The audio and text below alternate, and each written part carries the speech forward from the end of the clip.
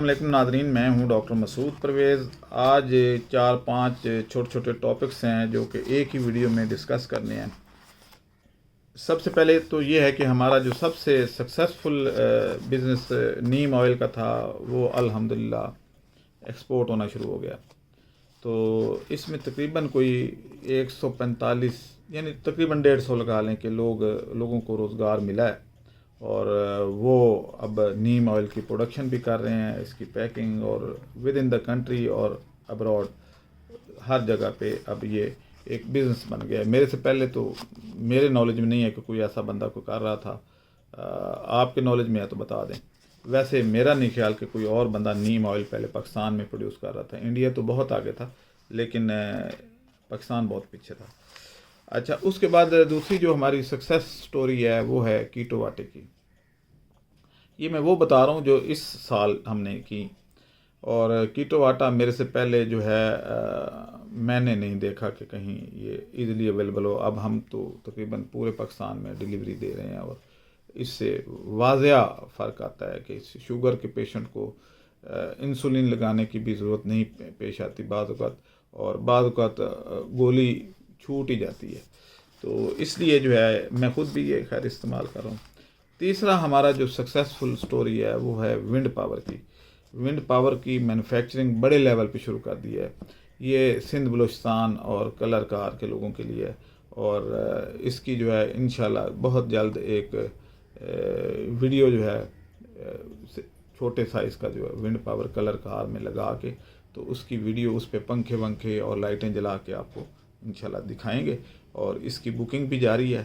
اوپر دیے گئے نمبروں پہ آپ رابطہ کر سکتے ہیں۔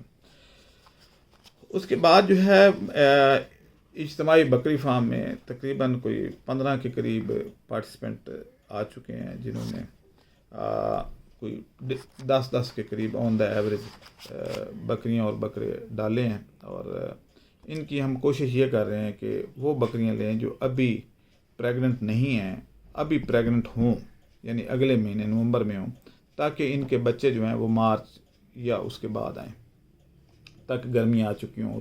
آپ کو پتہ ہے کہ گرمیوں میں یہ زیادہ اچھے طریقے سے سروائیو کرتی ہیں، سردی ان کو زیادہ لگتی ہے، اس لیے سردیوں میں ان میں زیادہ پرابلم آتے ہیں۔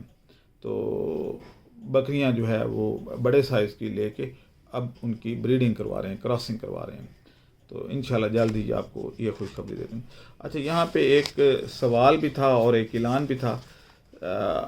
اعلان یہ تھا کہ ہمارے پاس پنگیشیس فش بایو فلاک ٹینک میں جوان ہو چکی ہے، اور جس بندے کو چاہیے ہو وہ ہمارے سے رابطہ کر سکتا ہے۔ اسی ریٹ پہ جو منڈی کا ریٹ ہے اس پہ آپ کو یہ مل جائے گی۔ یہ تقریباً 1.5 سے 1.25 کلو کی مچھلی ہے، پنگیشیس ہے، اور پنگیشیس کہتے ہیں فنگر فش کو جو بون لیس ہوتی ہے۔ تو ہم فلے بنا کے بھی دے سکتے ہیں، کیا کہتے ہیں، بند پیٹ اور پیٹ چاک کر کے بھی دے سکتے ہیں۔ تو جس کسی کو ضرورت ہو، کیونکہ پنگیشیس فش کی ڈیمانڈ جو ہے وہ کافی رہتی ہے پاکستان میں، تو جس کسی کو بھی پنگیشیس فش کی ضرورت ہو وہ آ کے ہمارے سے لے سکتا ہے، یا ہمیں آن لائن آرڈر دے سکتا ہے۔ اچھا، اگلا جو ہے وہ تھا کہ ہم نے ایک نیا بزنس بتایا تھا کہ شاپر اکٹھے کر کے دیں۔ اب یہاں پہ اکثر لوگ یہ کہہ رہے ہیں جی کہ میں کشمیر میں رہتا ہوں اور میں شاپر آپ کو بھیج رہا ہوں۔ شاپر کا وزن بہت کم ہوتا ہے، تو جب تک ان کو کمپیکٹ نہ کیا جائے تو یہ ٹرانسپورٹیشن ہی اتنی زیادہ ہو جاتی ہے کہ آپ کا کرایہ زیادہ اور آمدن کم۔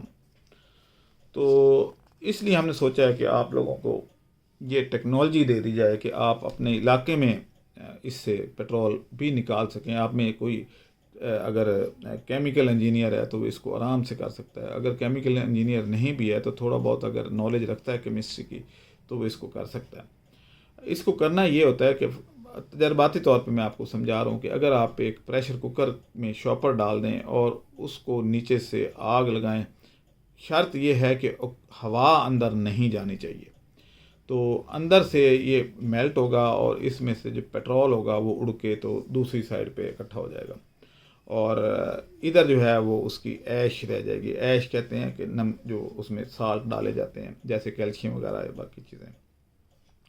تو اس طریقے سے آپ دوسری سائڈ پہ دوسرے کیبن میں پیٹرول اس سے لے سکتے ہیں، ڈیزل بھی بن سکتا ہے اس سے۔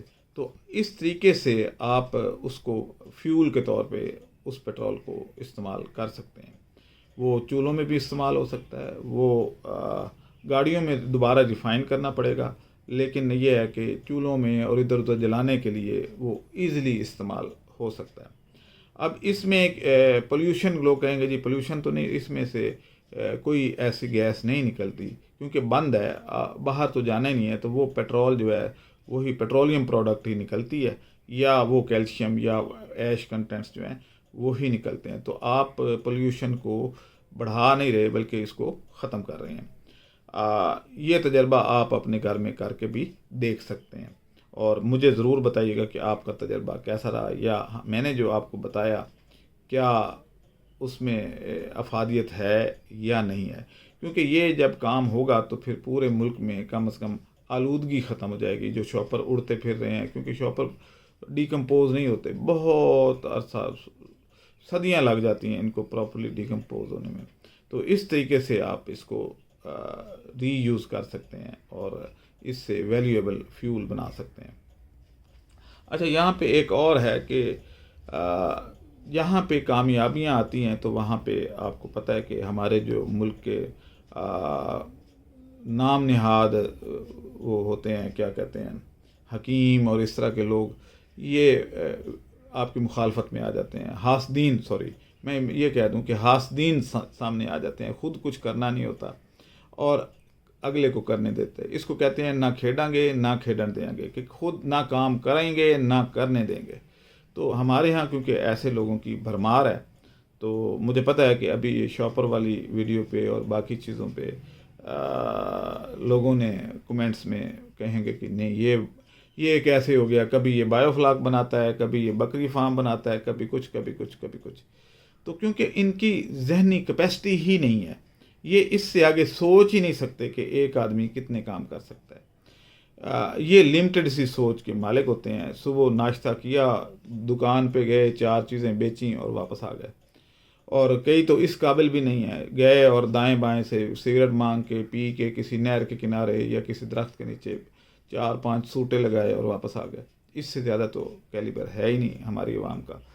تو سوچ کا تو خیر دور دور تک نہیں ہے، اور اگر سوچ ہے بھی تو نیگیٹو ہے، کہ کس کو آج رات کو کس کے گھر میں چوری کرنی ہے یا ڈاکہ ڈالنا ہے، اس طرح کی تو سوچ رکھتے ہیں ہماری عوام۔ تو میرا یہ خیال ہے کہ اس عوام کو چھوڑیں، آپ اپنا کام کریں اور میری جیسی سوچ رکھیں کہ ہمیں نئی چیزوں پہ جانے کی ضرورت ہے۔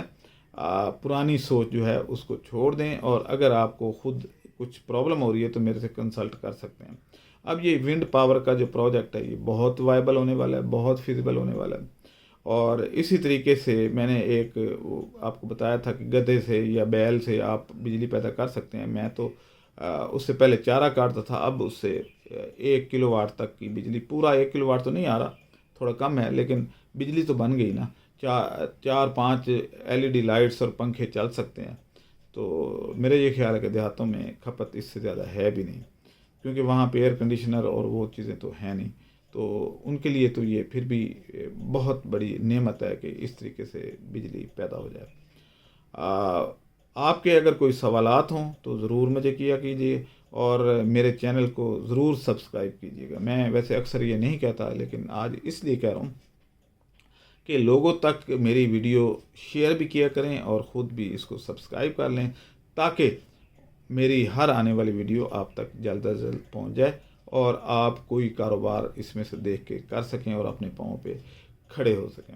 اب مجھے اجازت دیں، اللہ حافظ۔